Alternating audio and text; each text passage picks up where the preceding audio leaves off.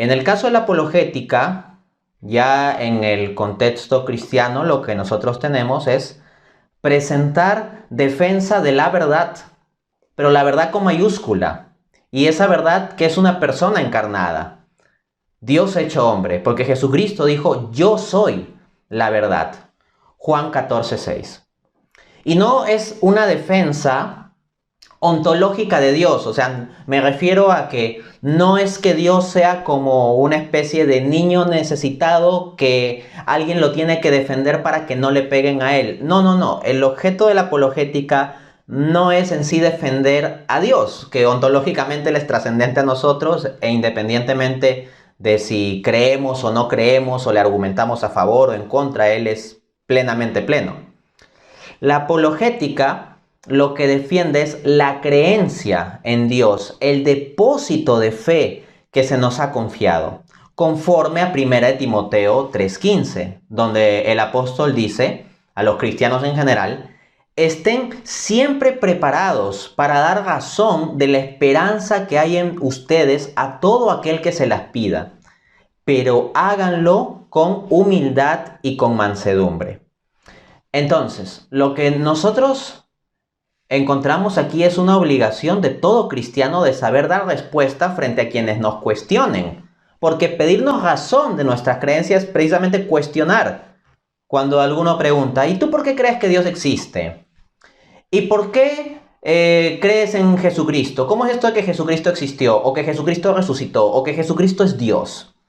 ¿Cómo está este asunto de que María es madre de Dios? O nos atacan diciendo, ¿por qué ustedes los católicos adoran imágenes? Etcétera. Constantemente encontramos cuestionamientos respecto de nuestra fe, respecto a la esperanza que hay en nosotros. Y a lo que se nos ha llamado es a saber dar respuesta. Entonces, de hecho, el apóstol Pedro utiliza el término razón, ¿no? Sepan dar razón de la esperanza que hay en ustedes. Entonces, la apologética es la utilización de la razón para la defensa de la fe. Es la razón puesta al servicio de la fe, siendo iluminada por la gracia y acudiendo al conjunto de fuentes de conocimiento disponible más sólidamente. Bien, igual podríamos decir entonces que ahí tenemos un tema en donde la apologética está unida a la misma teología, porque la teología consiste en también dar respuestas de nuestra fe, dar respuestas racionales de nuestra fe. Pero la apologética también dice defensa, y si hay defensa es porque alguien está atacando.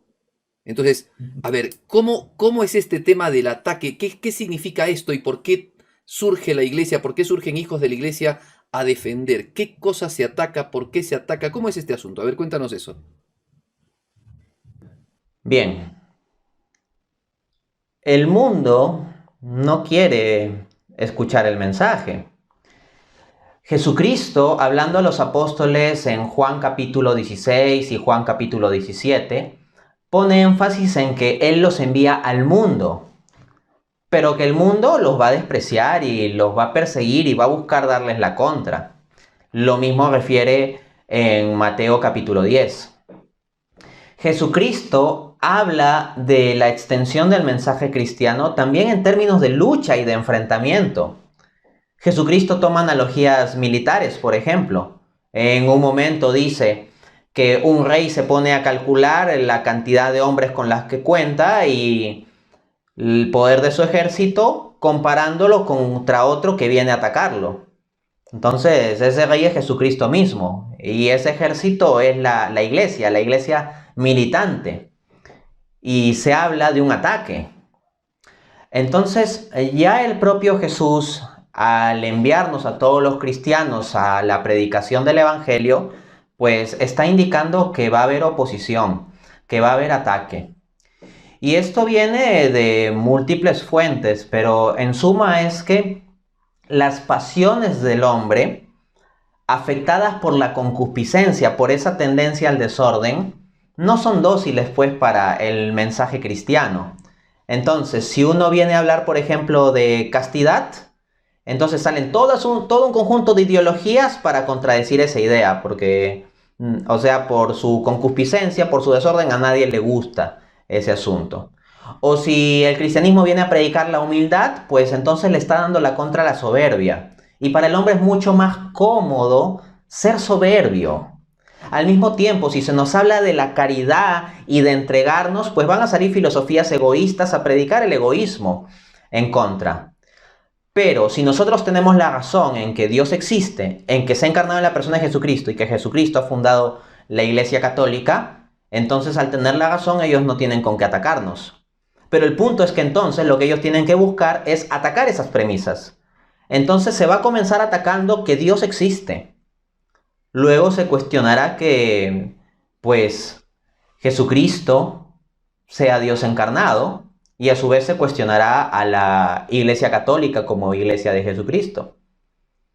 Entonces el mundo, con tal de rechazar el mensaje, va a utilizar todas las armas para atacar a la Iglesia.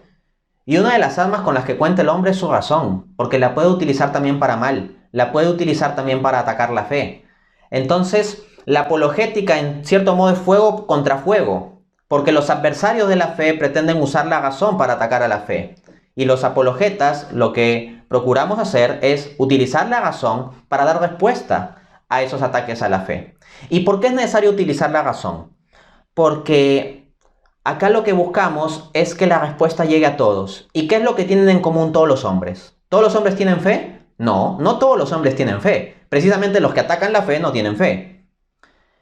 Y hay personas que frente al ataque en la fe se pueden poner a dudar de su propia fe. Lo que tienen en común todos los seres humanos por el hecho de ser seres humanos no es tener fe, sino ser seres racionales. En consecuencia, la apologética permite dar una respuesta cuya validez se puede mostrar para el que tiene fe y para el que no la tiene, en tanto ambos como seres humanos son animales racionales.